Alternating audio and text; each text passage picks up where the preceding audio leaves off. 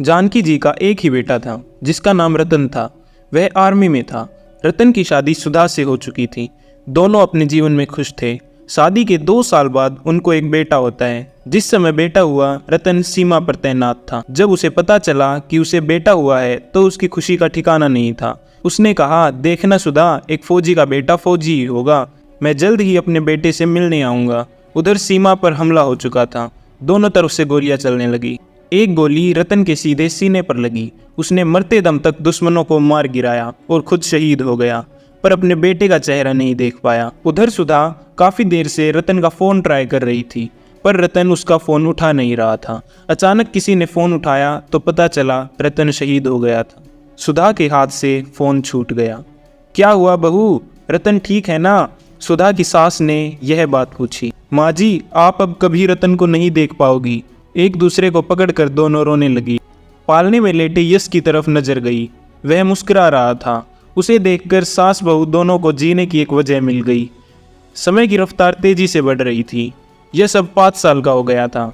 सुधा ने घर खर्च चलाने के लिए सिलाई शुरू कर दी थी। एक दिन सुधा यश को लेकर मंदिर जाती है। वहाँ के पंडित बड़े ज्ञानी थे।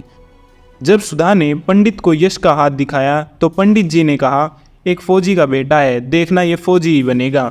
नहीं पंडित जी, मैं नहीं चाहती कि मेरा बेटा फौजी बने, सुधा ने यह बात कही।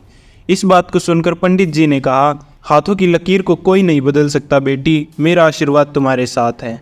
जैसे जैसे यश बड़ा हो रहा था, उसका लगाव आर्मी की तरफ बढ़ रहा था। सुधा ने बहुत कोशिश की कि यश कुछ और बने, पर वह मन में ठान लिया था कि उसे फौजी ही बनना है और उसके पापा की तरह देश की रक्षा करनी है। एक दिन सुधा की सास ने पूछा, बहू, तुम क्यों नहीं चाहती कि लल्ला फौज में जाए?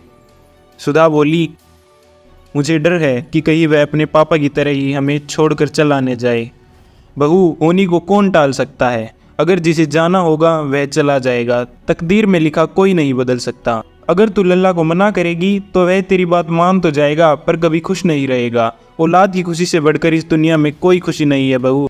और अगर हम ऐसे ही सोचेंगे तो कोई अपने बेटे को देश की रक्षा के लिए भेजेगा ही नहीं। आज के बच्चे ही कल का भविष्य है बहू। सुधा बोली, माँ जी, आप सही कह रही हैं। मैं पुत्र मोह में पड़ गई थी और देश के बारे में नहीं सोचा। अब मैं खुद अपने बेटे को फौज में भेजूंगी। और जल्द ही यश फौज में भर्ती हो जाता है। जब पहली बार यश वर्दी में घर आया तो उसकी माँ और उसकी दादी दोनों अपनी आंखों के आंसुओं को रोक नहीं पाई।